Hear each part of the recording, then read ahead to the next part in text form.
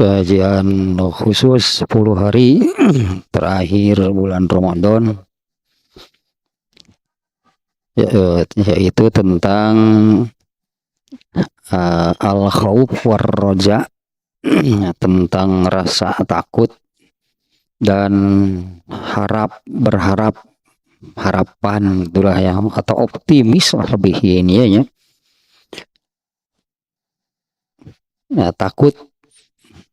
Takut kepada Allah, takut akan azab Allah,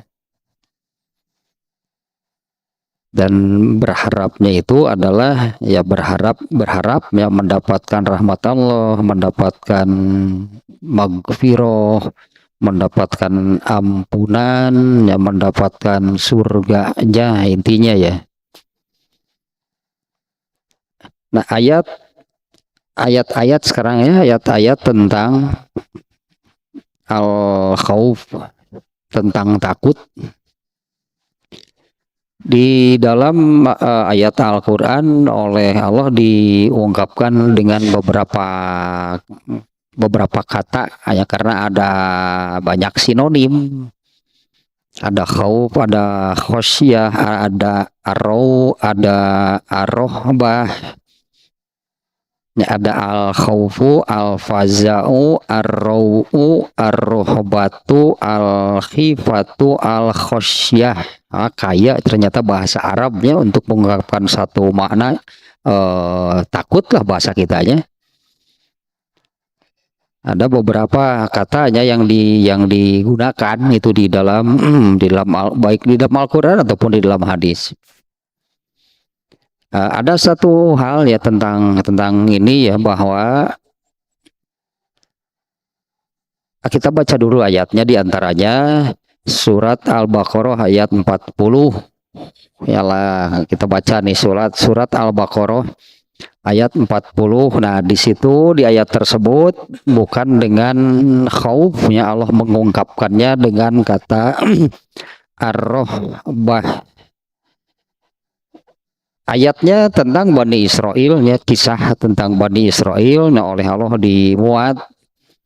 Nah, tapi isinya tentunya atau substansinya dari ayat tersebut ya masih berlaku sampai hari ini. Di dalam ayat tersebut Allah memerintahkan, kita baca dulu nih ayatnya. Auzubillahi minasyaitonirrajim.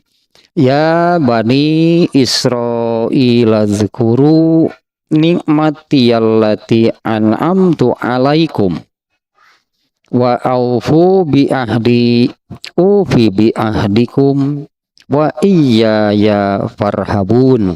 Nah, ini ada 3 poin nih di ayat ini. Ya, wahai Bani Israel, ingatlah akan nikmatku yang telah aku berikan kepadamu, dan penuhilah janjimu kepadaku. Niscaya aku penuhi janjiku kepadamu, dan takutlah hanya kepadaku. Nah, ada 3 berarti nih isi ayat ini, ada 3. Yang pertama ya, meskipun ayat ini tentang Bani Israel, tapi substansinya atau isinya sama berlaku sampai hari ini. Yang pertama adalah ingatlah akan nikmat Allah yang telah diberikan kepadamu. Nah, kan hal seperti ini ya bukan hanya Allah pinta dari Bani Israel. Dari semua manusia sama. Tidak ada manusia yang tidak diberi nikmat, itu tidak ada. Ini seringnya saya ulang-ulang nih ya, bahwa kenikmatan yang paling mendasar bagi manusia itu adalah diciptakan sebagai manusia. Ya, diciptakan sebagai manusia itu adalah kenikmatan. Yang sehingga kan in ta'uddu nikmatallahi la tuhsuha. jika kalian hitung nikmat Allah, kalian tidak akan bisa menghitungnya. Ya, artinya berapa banyak sih kenikmatan yang sudah Allah berikan, nggak akan ada yang bisa menghitung karena terlalu banyak. Dan semuanya dan semuanya kenikmatan itu wajib disyukuri. Nah ini dasarnya, kalau seseorang sudah lupa akan nikmat yang Allah berikan, mau bersyukur bagaimana? Ya mau bersyukur bagaimana? Mau mensyukuri kenikmatan bagaimana kalau ingat saja tidak pernah? Makanya ini diingatkan ya melalui ayat ini, ya wahai Bani Israel, ingatlah nikmatku yang telah aku berikan kepadamu. Sekali lagi kan, meskipun ini tentang Bani Israel, tapi substansinya dari ayat ini berlaku untuk semua manusia sampai hari ini, sampai hari kiamat. Karena semuanya, ya tidak ada satupun manusia yang tidak diberi nikmat. Ya, katakanlah kalau seperti yang itu dikatakan oleh orang termiskin di dunia, inilah orang termiskin di dunia. Ngeri yang barusan misalnya dia diciptakan jadi manusia saja itu sudah satu kenikmatan. Dan kalau mengatakan demikian, termiskin di dunia, dan disebut nikmatnya duit wae atuh deui. Kalau kenikmatan teh uang harta jadi weh gitu ya. Sampai mengeluh gitu kepada Allah itu seolah-olah tidak pernah mendapat kenikmatan apa-apa. Mikir kitu Allah teh ka abdi teh meuli pangripuhna we jadi orang termiskin di dunia teh lah. Padahal sisi lain, bentuk yang lain tetap saja bagi orang yang mengaku demikian pun itu ya termiskin di dunia, tetap kenikmatan Allah itu kalau mau dihitung itu tidak akan terhitung. Ya, jika kalian mau menghitung kenikmatan dari Allah itu gak akan ada yang bisa menghitungnya karena terlalu banyak. Satu yaitu, kemudian yang kedua, dan penuhilah janjimu kepadaku. Penuhilah janjimu kepadaku.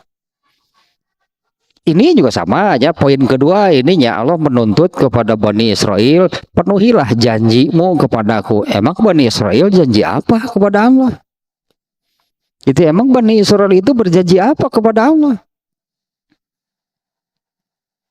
Sebetulnya ya sama semuanya. Semua manusia itu yang dilahirkan, yang ya jadi dilahirkan itulahnya diciptakan, dilahirkan artinya kan ada proses itu ya, penciptaan manusia itu ada prosesnya. Mereka semua manusia yang jadi ini diciptakan oleh Allah, semua manusia yang dilahirkan itu dalam tanda kutip nih ya sudah menandatangani perjanjian dengan Allah. Makanya jadi oleh Allah diciptakan. Karena ruh itu sebelum Allah turunkan, sebelum Allah tiupkan, sebelum Allah masukkan ke dalam jasad, jadi dalam janin, itu ditanya dulu oleh Allah, alastu birabbikum. Ya, bukankah aku ini Tuhanmu? Artinya Allah menanyai dulu kesanggupannya, mengakui bahwa Allah lah Rabbnya dan tidak akan menyekutukannya.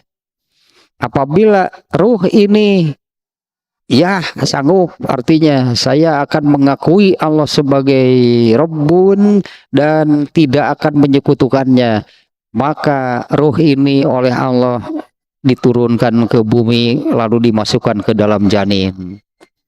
Tapi setelah lahir kemudian manusia itu menyekutukan Allah. Manusia itu kufur kepada Allah, manusia melanggar janjinya dengan Allah.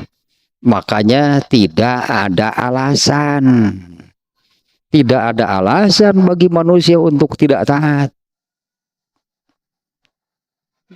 Alasan apapun tidak ada yang dibenarkan. Itulah ya untuk tidak taat kepada Allah. Nah, yang ketiga yang ada di ayat ini, wa iya ya farhabun. Nah, ini Allah mengungkapkan takutnya itu dengan bukan dengan kata khaufnya di ayat ini, tapi rohiba yarhabu rohbatan farhabun. Dan hendaklah hanya kepada kulah kalian merasa takut. Nah, artinya nih ayat ini satu nih ya, tadi mengungkapkan kata takutnya bukan dengan khauf atau yang paling populer dua gitu, al khauf dan khosyah. Khauf atau makhofatullah gitu ya, rasa takut kepada Allah. Ada lagi yaitu yang duanya yang populer mah khosyah, yakhsha, khosyah itu juga takut. Nah, di ayat ini Allah menggunakan kata rohiba yarhabu rohbatan farhabun. Hendaklah kalian hanya kepadaku kalian takut. Yang kedua nih dari ayat ini. Jadi yang pertamanya di ayat ini Allah takut, bahasa kitanya takutnya ya, bukan dengan khauf atau khosyah tapi dengan ar-rohbatu rohbah. Kemudian yang kedua, Allah itu memerintah. Allah itu memerintah manusia untuk takut. Ya seperti Allah memerintah menggunakan kata perintah, karena di sini kan fil amrnya, kalau bahasa Arabnya ini fil amr, kata perintah. Allah memerintah farhabun, takutlah kalian kepadaku. Kalau melaksanakan perintah Allah ya, melaksanakan perintah Allah, nah yang diperintah di ayat ini itu ya Allah memerintah supaya manusia itu takut kepada Allah. Ya kalau yang belajar bahasa Arab lah nahwu sorof pasti tahu ya, ini fi'il amr farhabun. Rohiba yarhabu irhab farhab. Sementara kalau kalau menggunakan kaidah usul fikih mah al aslu fil amri lil wujub illa madalla dalilun ala khilafihi. Pada asalnya semua perintah, nah perintah itu seperti di sini, apakah ada perintah di dalam Al-Qur'an atau perintah di dalam hadis, pada asalnya semua perintah itu jatuhnya itu wajib. Kan yang namanya wajib itu adalah harus, kudu, tidak boleh tidak. Kalau dilakukan diberi pahala, kalau ditinggalkan, kalau tidak dilakukan disiksa gitu ya. Makanya harus, kudu, tidak boleh tidak, karena kalau tidak dilakukan disiksa. Artinya wajib ya, artinya wajib nih memiliki rasa takut kepada Allah itu wajib. Definisi wajib lah yang barusan ya. Kalau diberi kalau dilakukan diberi pahala, kalau tidak dilakukan berdosa. Illa madalla dalilun ala ila khilafihi, kecuali ada dalil lainnya yang memalingkan dari wajib. Kalau tidak wajib ya sunat berarti. Nah, apa takut kepada Allah itu sunat? Masa sih takut kepada Allah itu sunat? Padahal dengan ancaman. Nah, jadi sebetulnya maksud saya ke sini dulu nih. Allah memerintahnya di dalam ayat ini kan bentuknya perintah, takutlah kalian kepadaku. Perintah di sini ini hukumnya wajib. Artinya wajib. Takut kepada Allah itu wajib. Apabila itu dilakukan, maka dengan memiliki rasa takut itu berarti melaksanakan perintah Allah, berarti melaksanakan kewajiban. Memiliki rasa takut kepada Allah itu diberi pahala. Dan sebaliknya, kalau tidak memiliki rasa takut, itu berdosa. Belum melihat, belum apa namanya ya, belum melihat apa yang kemudian diamalkan.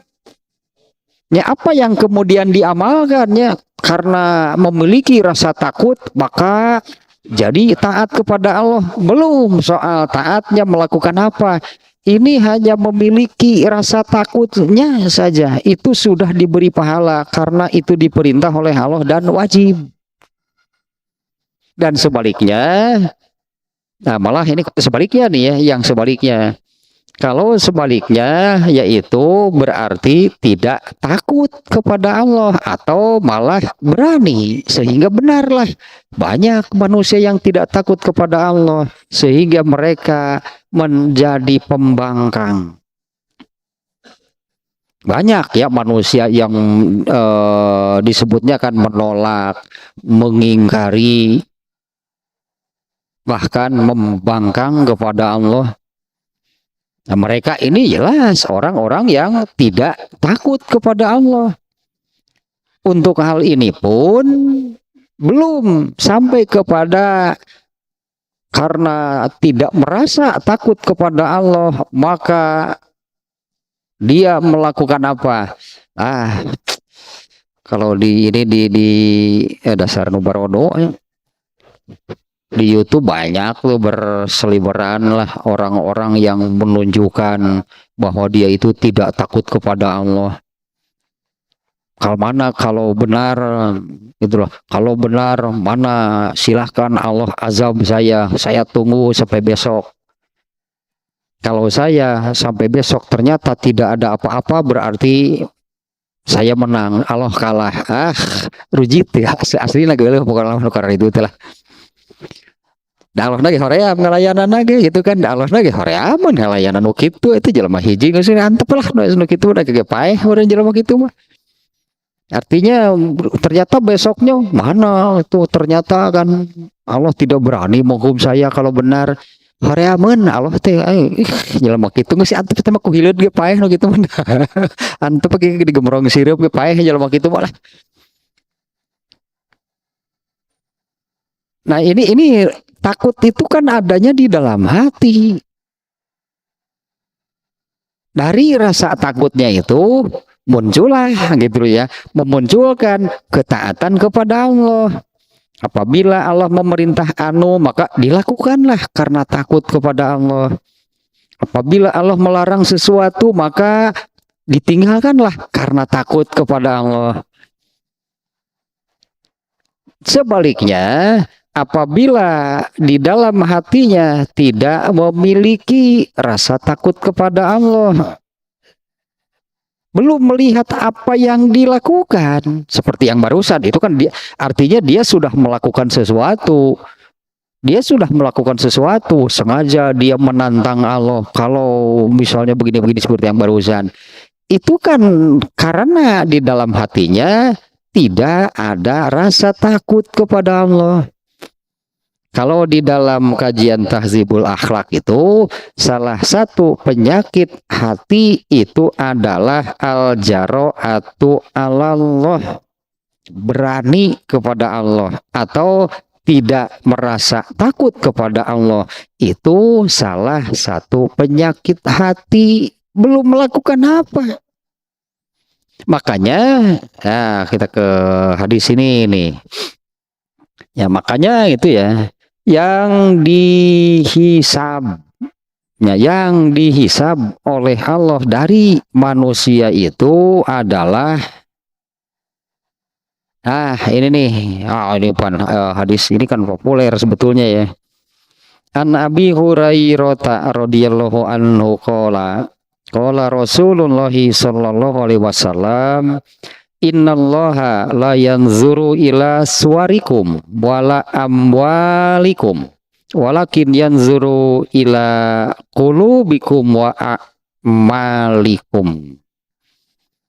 Dari Abu Hurairah, semoga Allah meridhoinya, ia berkata, Rasulullah Shallallahu Alaihi Wasallam bersabda, Innallaha la yanzuru ila suwarikum wa amwalikum. Sesungguhnya Allah tidak akan melihat, memperhatikan, menghisab, artinya ya, bukan jadi apa namanya? Bukan jadi acuan Allah untuk menghisab seseorang, yaitu rupa kalian dan harta kalian. Nggak akan jadi acuan.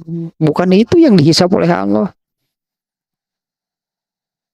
Atuh lamun rupa dihisab nu karasepe bogol ka surga teh goreng patut teh ka neraka. Atuh urang ngeripuh gitu we. Innallaha la yanzuru ila suwarikum. Allah tidak melihat, memperhatikan, menghisab gitulah persisnya ya. Tidak menghisab rupa kalian wa amwalikum dan harta kalian. Karena rupa dan harta seseorang itu ketetapan Allah, itu pekerjaan Allah menetapkan demikian. Kalau kita ini mempunyai wajah seperti ini, siapa yang menetapkan? Kan bukan orang tua kita. Kalau orang tua kita tahu nggak? Orang teh pikieun kita lahir teh beungeut teh tua. Bapak orang teh apaleun, indung orang teh apaleun. Apalagi memang mereka yang membuat sketsa wajahnya ke budak orang teh siga kieu, bukan, Allah lah yang membuat rupa seseorang. Makanya itu tidak akan dihisab oleh Allah.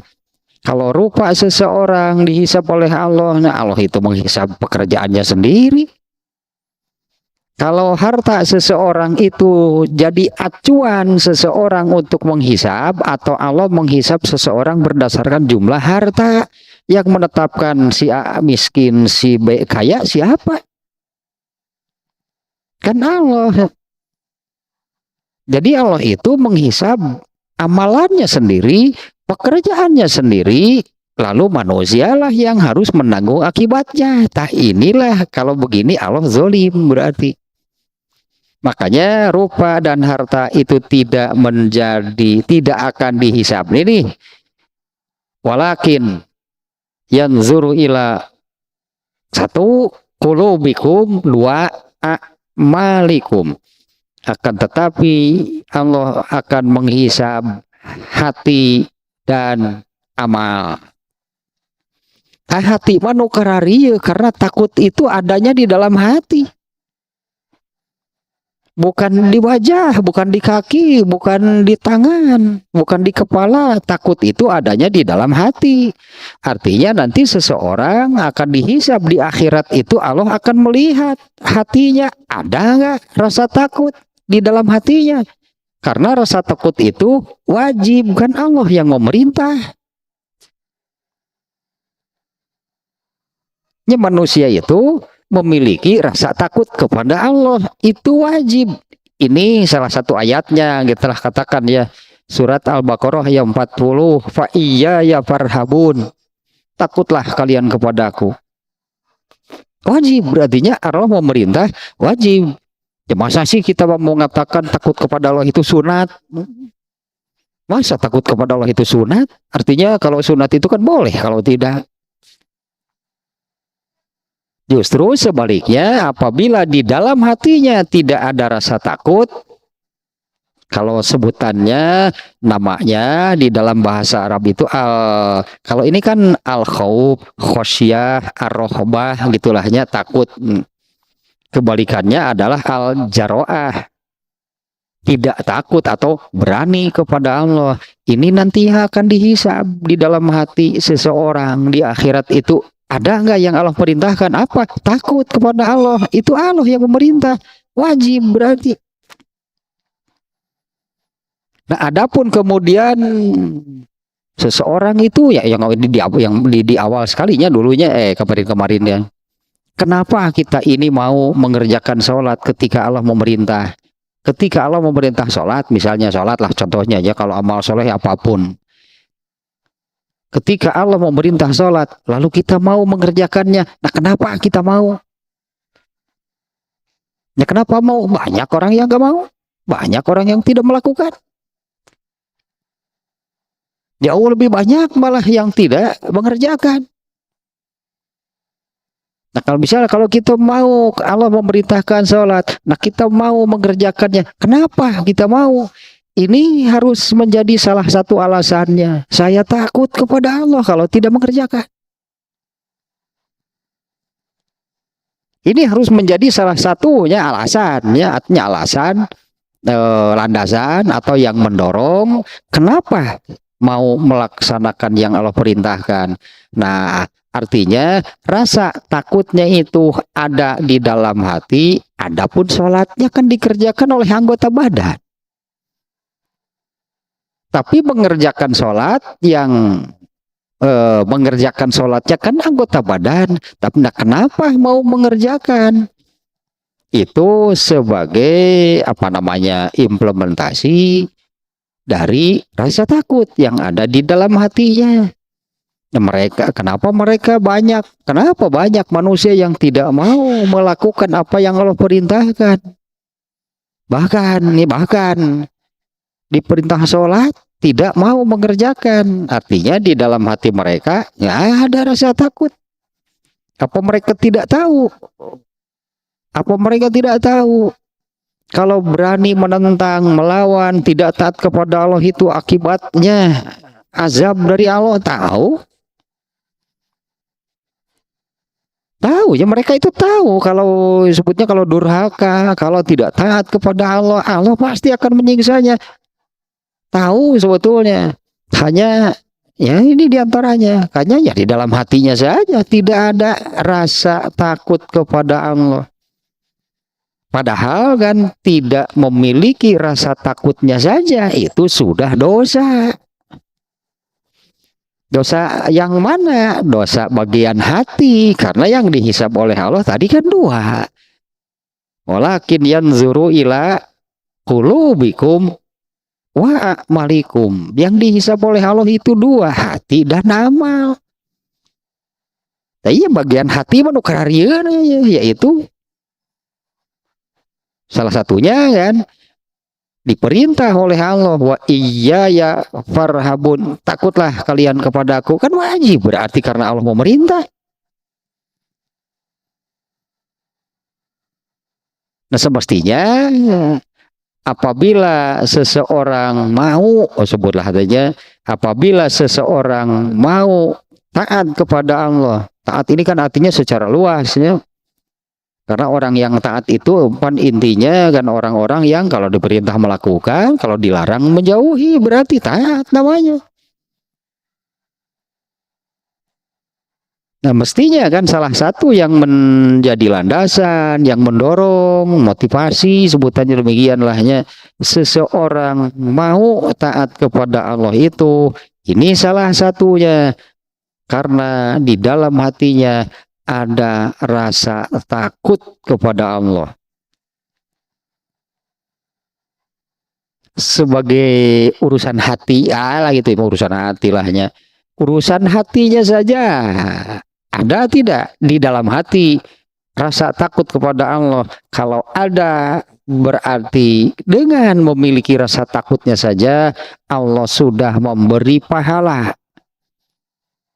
Dan sebaliknya, apabila di dalam hatinya itu tidak ada rasa takut kepada Allah, maka itu saja sudah menjadi dosa. Dalam hal ini kan dosa yang dilakukan oleh hatinya. Nah, adapun karena tidak memiliki rasa takut, maka diperintah sholat saja tidak dilakukan. Nah, kalau tidak sholat itu sudah dosa anggota badan. Karena sholat itu alhamdulillah. Karena sholat itu kan dikerjakan anggota badan. Nggak bisa sholat hanya dikerjakan oleh hati, sementara anggota badannya diam saja. Ada orang yang liur we jelema ya mah. Kamu sudah sholat belum? Belum. Nah, kenapa saya nggak melihat kamu sholat? Oh, saya kan sudah. Hati saya sudah sholat. Cukup hakikatnya. Ngesok kacang wae atuh lah beri lagi. Pokoknya ayat sholat. Nabi saja memberi contoh bagaimana mengangkat tangan, bagaimana ruku, bagaimana sujud. Itu kan dilakukan oleh anggota badan, bukan oleh hati. Ini aliran sesat, termasuk aliran sesat nih yang demikian. Badannya, jasadnya tidak melakukan sholat, tapi ketika ditanya sudah sholat, sudah. Kapan kamu sholat? Oh, sudah, hati saya sudah melakukan. Ya bisa demikian ya, karena nah ini bagian hati menukar radio, nah takutnya itu benar bagian hati. Ini baru satu nih ayatnya nih ya, surat Al-Baqarah ayat 40 yang bentuknya adalah perintah, di mana perintah ini hukumnya wajib. Fa iya ya farhabun, maka takutlah kalian kepadaku. Nah, kemudian hadis Muslim, tadinya hadis riwayat Muslim yang menerangkan Allah tidak akan menghisab rupa dan harta kalian. Akan tetapi Allah akan menghisab hati dan amal kalian. Nah, ternyata ini rasa takut itu adalah amal. Sebetulnya makanya yang dihisab kan amal. Baik amal hati ataupun amal jasad.